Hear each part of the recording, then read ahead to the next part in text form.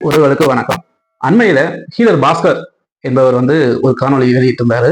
அதாவது அரசியல் ஆதாயத்துக்காக உருவாக்கப்பட்டு நடத்தப்படும் இந்த ஒரு சில கட்சிகள், பினாமி கட்சிகள் அப்படிங்கிற ஒரு கருத்தை வெளியிட்டிருந்தாரு. இது முன்கூட்டியே நமக்கு நிறைய பேருக்கு தெரிஞ்சிருந்த மாதிரி இருந்திருந்தாலும், இந்த பினாமி கட்சிகள்னா யாரு, அவங்க எப்படி இருப்பாங்க, எப்படி அவங்க கண்டுபிடிக்கணும் அப்படிங்கிற ஒரு சில சூட்சமங்களை ஹீலர் பாஸ்கர் ஐயா அவர்கள் வெளியே பொது வேலையில சொல்லியிருக்காரு. முதல்ல ஹீலர் பாஸ்கர் ஐயா அவர்களுக்கு பெரிய நன்றியை தெரிவித்துக் கொள்கிறேன். ஏன்னா இது ஒரு சிறப்பான ஒரு விழிப்புணர்வு காணொலியாக இருந்திருக்கிறது. ஏன்னு பாத்தீங்கன்னா, தமிழ்நாட்டில் இருக்கக்கூடிய பல கட்சிகள்ல எந்த ஒரு விஷயத்தை முன்னெடுத்தாலும் அந்த கட்சிகள் செய்த நடவடிக்கைகளை செய்தியில போடுவாங்க. ஒரு தலைப்பு செய்தியாக போடுவாங்க. இல்ல ஒவ்வொரு நிகழ்வுகளையுமே அந்தந்த பகுதி சார்ந்த அந்த ஒரு செக்ஷனுக்கு ஏற்ற மாதிரி அந்த செய்தியை ஒளிபரப்புவாங்க. ஆனா நாம் தமிழர் கட்சி இதிலிருந்து முன்னெடுக்கக்கூடிய எந்த ஒரு நிகழ்வையும், இப்படி ஒரு நிகழ்வு நடந்ததாக வெளியே செய்தித்தாள்களோ இல்ல ஊடகங்களோ, மெயின் ஸ்ட்ரீம் மீடியான்னு சொல்லக்கூடிய முக்கியமான செய்தி நிறுவனங்களோ வெளியிடுவது இல்லை. ஒவ்வொரு வருடமும் மாவீரர் நாளுக்கு முன்னிட்டு ஒவ்வொரு வருடமும் குருவி கொடை முகாம் அப்படின்னு ஒண்ணு நடத்தி லட்சக்கணக்கான லிட்டர் குருதியை, ரத்தத்தை தானமாக கொடுத்து ஒவ்வொரு வருடமும் நாம் தமிழர் கட்சி அப்படிங்கிறது ஒரு பெரிய சாதனையாக செய்து கொண்டு வருகிறது. ஏன் தமிழக அரசு கொடுத்த விருதுலையும் அதிகமாக குருதி கொடை கொடுத்த அப்படிங்கிற ஒரு விருதுக்கு நாம் தமிழர் கட்சியில கொடுக்கப்படல. அரசு அதிகமாக குருதி கொடை கொடுத்த ஒரு நிறுவனம் அப்படிங்கிற ஒரு பேர்லையோ அதுல நாம் தமிழர் கட்சிக்கு தான் வருஷம் கிடைக்குது. நாம் தமிழர் கட்சியில் இருக்கக்கூடிய தேனி மாவட்டம் அப்படி தொடர்ந்து வாங்கிட்டு இருக்காங்க. அப்புறம் ஒரு தடவை 2 தடவை மற்ற மாவட்டங்களும் வாங்கிட்டு இருக்காங்க. அப்போ எவ்வளவு பெரிய விஷயம் ரத்த முகாம், குருதி கொடை அப்படிங்கிறது. அத தமிழ்நாட்டில் இருக்கக்கூடிய ஒவ்வொரு சட்டமன்ற தொகுதியிலையும் இதை முன்னெடுத்து நடத்தும்போது ஒவ்வொரு சட்டமன்ற தொகுதியிலையும் குறைஞ்சது ஒரு 50 யூனிட் ரத்தம் எடுத்திருந்தாங்க அப்படின்னா, அங்க இருக்கக்கூடிய 234 தொகுதியிலுமே 234 × 50 கணக்கு வச்சு பாருங்க, எத்தனை யூனிட் ரத்தம் தானமாக கொடுக்கப்பட்டிருக்கும். இது ஒரு பெரிய பாராட்டக்கூடிய செயல் இல்லையா? இந்த செயலை முன்னெடுத்த நாம் தமிழர் கட்சியை பத்தி ஒரு தடவையாச்சும் இந்த செய்தி வெளியே தெரியப்படுத்திருக்கோம் இல்லையா? ஏன் எந்த ஒரு ஊடகமும் இதை பத்தி வெளியே பேசவில்லை? ஒரு முக்கியமான காரணம். அதே மாதிரி நிறைய இடங்கள்ல நாம் தமிழர் கட்சி போராட்டம் மற்றும் ஆர்ப்பாட்டங்கள்ல ஈடுபட்டு கொண்டிருக்கிறார். பஞ்சம நிலம் மீட்பு அப்படிங்கிற ஒரு விஷயத்தை கையில் எடுத்து நாம் தமிழர் கட்சி அதை போராடுறதுக்கான களத்துல இறங்கி போராடி கொண்டிருக்கும் பொழுது, இப்படி ஒரு நிகழ்வை சீமானவர்கள் முன்னெடுத்தாரு போராடுங்கிற தகவலை எந்த ஒரு தலைப்பு செய்தியிலையோ ஊடகங்களையோ தெரியப்படுத்தவில்லை அப்படிங்கிறது மிகவும் சோகமளிக்கக்கூடிய ஒரு விஷயம். ஆக்கிரமிப்பை அகற்றோம் அப்படிங்கிற பேர்ல பண்ணக்கூடிய ஒரு ஆர்ப்பாட்டமாக இருக்கட்டும், தமிழர்கள் கொண்டு குவிக்கப்பட்ட மே 18 அப்படிங்கிற ஒரு நாளை இன படுகொலை நாள் என்று அறிவித்து அதுக்கு ஒரு சோகமான நிகழ்வை முன்னெடுத்த செந்தமனன் சீமான் அவர்கள் கோயம்புத்தூர் கொடிசியா வளாகத்துல ஆயிரக்கணக்கான நபர்கள் கூடியிருந்த அந்த ஒரு நிகழ்வு நடந்து அப்படிங்கிறத பத்தி சொல்றதுக்கு இங்க எந்த ஒரு செய்தி ஊடகமும் முன் வரல. சரி, எந்த ஒரு செய்தி ஊடகமும் முன் வரல அப்படிங்கிறது ஒரு பக்கம். இதுவே இன்னொரு பக்கம் பார்க்கும் பொழுது, தமிழக வெற்றி கழகம் என்ற கட்சியை விஜய் அவர்கள் ஆரம்பித்தார்.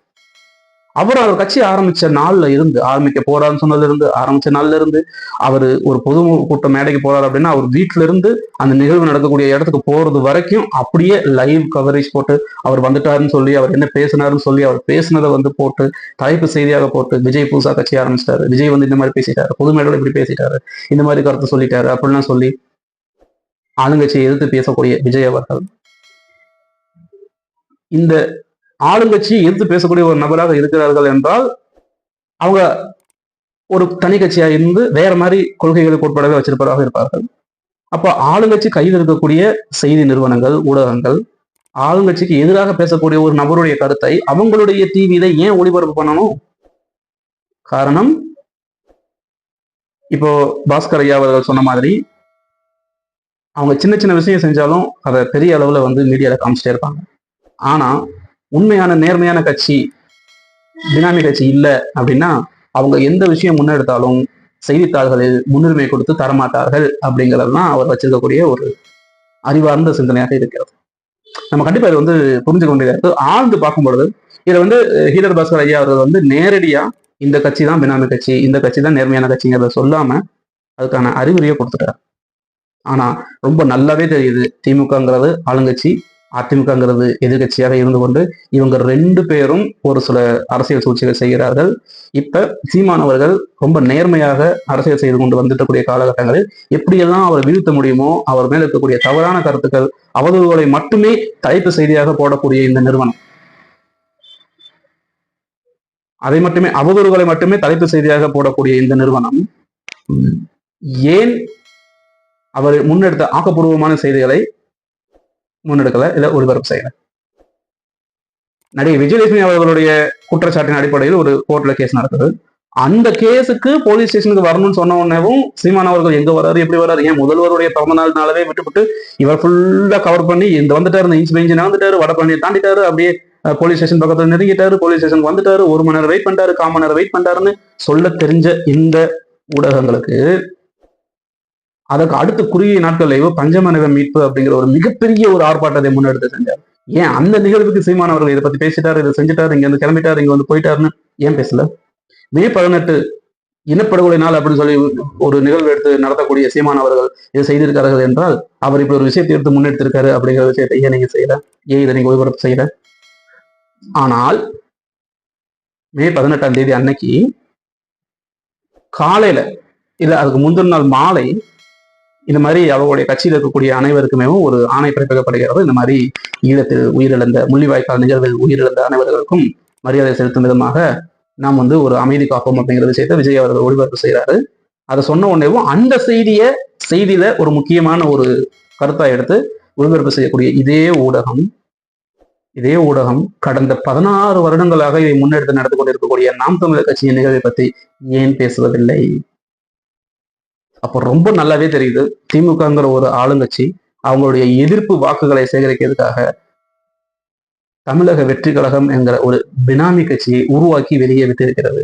நம்ம கண்ணுக்கு முன்னால அவங்க 2 பேரும் சண்டை போட்டுக்கிறாங்க. ஆனா அதற்கு பின்னால அவங்களுடைய எதிர்ப்பு வாக்குகளை நாம் தமிழருக்கு வராமல் தடுத்து விஜய் அவர்கள் போற மாதிரி செய்து அவர்களுடைய வெற்றி வாய்ப்பை கூட்டிக்கிறதுக்காக பயன்படுத்திக் கொள்கிறார்கள். ஏன்னா விஜய் நம்மளுடைய ஹீரர் பாஸ்கர் அவர்கள் சொன்னது பிறகு கணிச்சு வச்சு பார்த்தோம்னா, ஆளுங்கட்சியாக இன்னைக்கு திமுகவும், எதிர்கட்சியாக இன்னைக்கு அதிமுகவும் நம்ம கண்முன்னால் காமிக்கப்பட்டு இருக்காங்க. திமுகவை எதிர்த்து வரக்கூடிய கட்சியாக விஜய் அவர்கள் தமிழக வெற்றி கழகம் அப்படிங்கிற ஒரு கட்சியை ஆரம்பிச்சு கொண்டு வந்திருக்காரு. இதுக்கு இடையில நாம் தமிழர் கட்சி இருந்து கொண்டிருக்கிறது. இதுல நாம் தமிழர் கட்சி முன்னெடுக்கும் நிகழ்வுகளை மட்டும் நிராகரிக்கணும் என்ற அவசியம் இந்த ஊடகங்களுக்கு எப்ப வருது? தமிழக வெற்றி கழகம் தான் இந்த பினாமி கட்சி அப்படிங்கிறதுல ஒரு சந்தேகம் எங்க வருது அப்படின்னா, இவங்களுக்கு மட்டும் முன்னுரிமை கொடுப்பதற்கான காரணம் என்ன? இந்த கேள்விகள் தான் இதுக்கு முன்னால் வைக்கப்படுது. இதெல்லாம் தாண்டி ஒவ்வொரு தேர்தல் வரும்பொழுதும் ஆளுங்கட்சியாக இருக்கக்கூடிய ஒரு நபர்கள் தங்களுடைய எதிர்ப்பு வாக்குகளை அவங்களுடைய எதிர்கட்சிக்கு போக விடாம தடுக்கிறதுக்கு இந்த மாதிரி ஒரு பினாமி கட்சியை உருவாக்கி அனுப்புகிறார்கள் அப்படிங்கிறது வரலாறுல இருக்கக்கூடிய ஒரு விஷயம்தான். அப்படி பண்ணப்பட்ட ஒரு விஷயம் தான் கடந்த தேர்தலில் இவர் கமலஹாசன் அவர்களை பயன்படுத்தி மக்கள் நீதி மையம் அப்படிங்கிற ஒரு கட்சியை ஆரம்பிச்சு அவர் எதிர்த்த உடனேவும் திமுக தான் எதிர்த்தாரு, டார்ச் லைட் எடுத்தாரு, டிவியை போட்டு உடைச்சாரு, எல்லா பிரச்சாரமும் செஞ்சு திமுகவுக்கு எதிர்ப்பு வாக்குகள் எல்லாத்தையுமே அவர் வாங்கினாரு. இப்ப கடைசியில் அவர் கட்சியை கொண்டு போய் திமுக தான் சேர்த்து வச்சிருக்காரு. அதே மாதிரி இந்த தேர்தல் நெருங்கி வரும்போது 2026ல திமுகவுடைய எதிர்ப்பு வாக்குகள் எல்லாத்தையும் வாங்குவதற்காக விஜய் அவர்கள் களமிறக்கப்பட்டிருக்கிறார் அப்படிங்கிறத எந்தவித ஐயமும் இல்லை. வாக்களிக்கும் நபர்கள் விஜய் எனக்கு பிடிச்ச ரசிகர் அப்படிங்கிறதுனாலயோ, தமிழக வெற்றி கழகங்கிற ஒரு கட்சி வந்து எனக்கு பிடிச்ச நடிகருடைய கட்சிங்கிறதுனாலயோ, எனக்கு திமுக பிடிக்காதுங்கிறதுனாலயோ, அதிமுக பிடிக்காதுங்கிறதுனாலயோ, நாம் தமிழர் பிடிக்காதுங்கிறதுனாலயோ கொண்டு போய் நீங்க தமிழக வெற்றி கழகம் அப்படிங்கிற ஒரு கட்சிக்கு உங்களுடைய வாக்கு நீங்க அழைக்கிறீங்க அப்படின்னா, இப்போதைக்கு ஐயா ஹீரர் பாஸ்கர் அவர்களின் கூற்றுப்படி தெளிவாக தெரிகிறது, தமிழக வெற்றி கழகம் தான் இந்த திராவிட முன்னேற்ற கழகத்திற்கான பினாமி கட்சியாக அமைகிறது. ஏனென்றால் ஒருவேளை இதே தமிழர்களுடைய வெற்றிக்காகவும் தமிழர்களுடைய நலனுக்காகவும் தான் ஆரம்பிக்கப்பட்ட கட்சி தமிழக வெற்றி கழகம் என்றால் ஏன் செந்தமிழன் சீமான் அவர்களின் சிந்தனைக்கு ஏற்ப அவர்களிடம் இணைந்து பயணிக்க மறுக்கிறார்கள்? முள்ளிவாய்க்கால தமிழர்கள் இறந்தது தேவையான விஷயத்தை முன்னெடுக்கிறாங்க, சிறப்பு. அப்படி என்றால் வேலுப்பிள்ளை பிரபாகரன் அவர்களை நீங்கள் உங்களுடைய ஒரு கொள்கை தலைவராக ஏற்றுக்கொள்கிறீர்களா என்றால் இல்லை. ஏன்? அப்போ உங்க அரசியலுக்கு இந்த ஈழத்தமிழர்கள் தேவை, பட் உங்களுடைய கொள்கைக்கு அந்த தமிழர் இனத்துடைய தலைவர் தேவையில்லையா? இப்படிங்கிற பல கேள்விகள் வந்து உள்ளது. அதனால மக்களே, பினாமி கட்சிங்கிற ஒரு கான்செப்டை நம்ம யோசிச்சு பார்க்கணும் அப்படிங்கிறது முக்கியமான ஒரு விஷயமா இருக்கு. மீண்டும் ஒரு அடுத்த காணொலியில் உங்கள் அனைவரும் சந்திக்கிறேன். நன்றி, வணக்கம்.